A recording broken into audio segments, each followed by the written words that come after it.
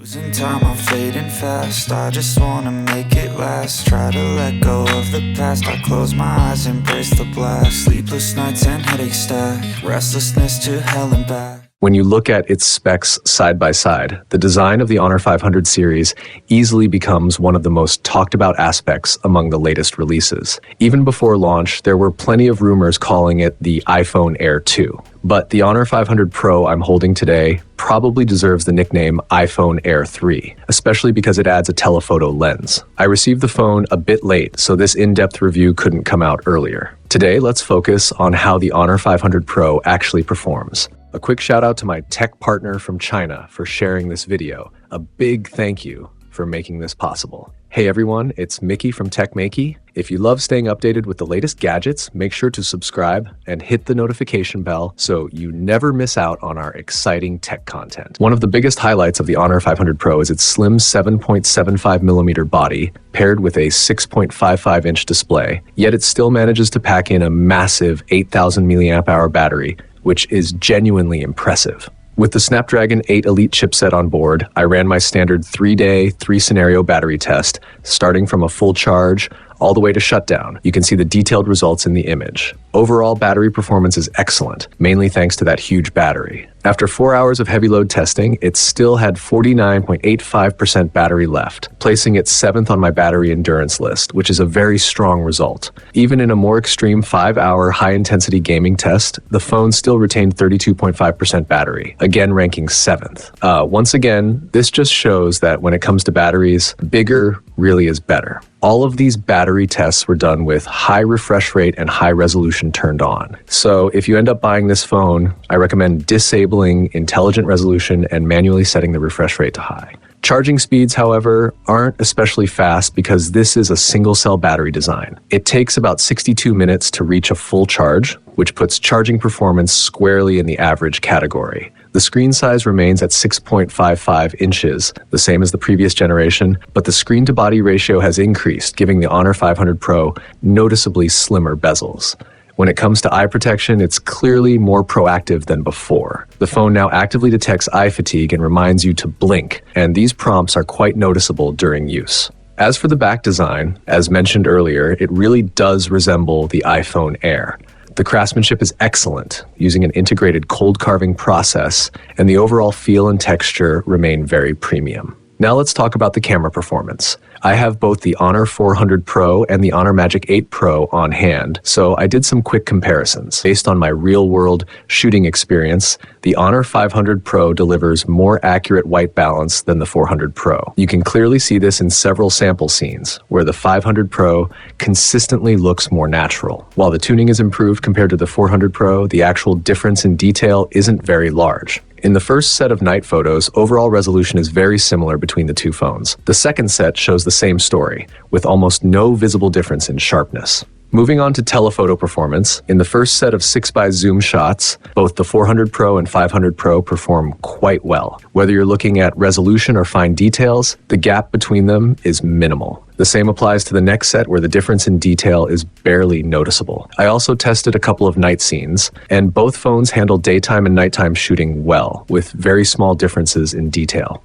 Again, their resolution output is extremely close. However, once you push to 10x zoom at night, both phones clearly start to struggle. That really seems to be their limit for nighttime zoom photography. When you bring the Honor Magic 8 Pro into the comparison, it's clear that the Magic still has the stronger camera system overall. In daylight, especially at focal lengths around 460mm, the Magic 8 Pro shows a clear advantage. So in terms of telephoto performance, there's still a noticeable gap between the Honor 500 Pro and the Magic 8 Pro, which is understandable given the difference in price. You shouldn't expect the 500 Pro to match the Magic's overall imaging strength. And compared to the Honor 400 Pro, there isn't a major leap in overall camera performance.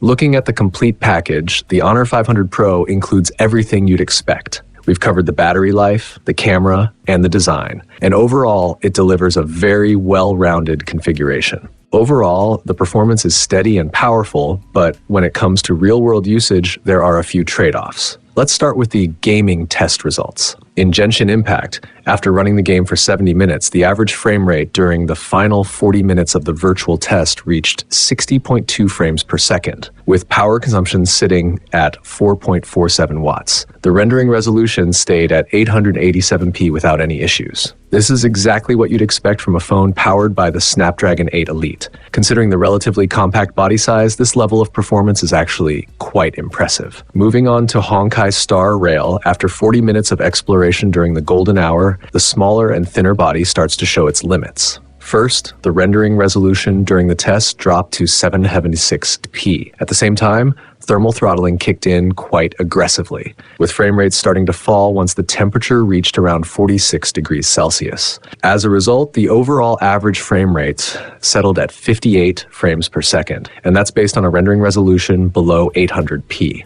Power consumption remained fairly low at just 5.47 watts. So from an overall experience perspective, it's clear that battery life has been further optimized. The trade-off here is that the compact form factor does hold back performance to some extent. When it comes to the system experience, MagicOS brings its signature visual style to the Honor 500 Pro with the Snapdragon 8 Elite. You still get the familiar liquid glass effects in the pull-down menu, desktop interface, and digital unlock lighting. This is part of MagicOS's new design language, featuring a zero-gravity transparent look, and the level of transparency can be adjusted to your liking. A lot of effort has gone into these visuals, but whether users enjoy the liquid glass style really comes down to personal taste. I've always believed that a phone's performance shouldn't be judged purely on animation interruptions. At the moment, MagicOS doesn't have a clear advantage in animation smoothness, and there's definitely room for improvement. That said, the core system experience is still solid.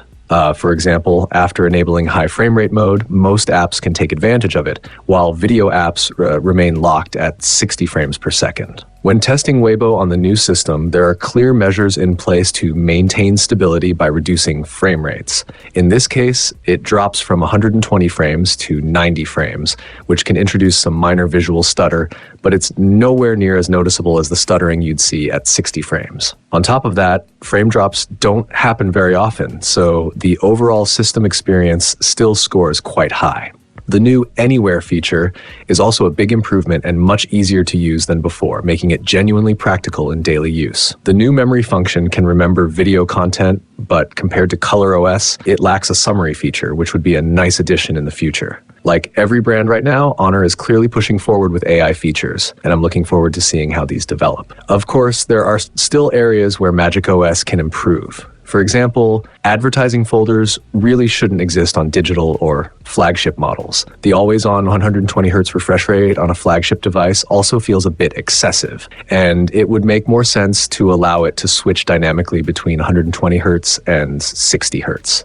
In terms of core hardware, the Honor 500 Pro is very well equipped. It offers excellent water resistance with IP68, IP69, and IP69K ratings, supports 50-watt wireless fast charging, includes Honor's self-developed C1 network enhancement chip, and features ultrasonic in-display fingerprint recognition. However, the use of an X-axis linear motor feels a bit underwhelming, and stronger haptics would have been welcome.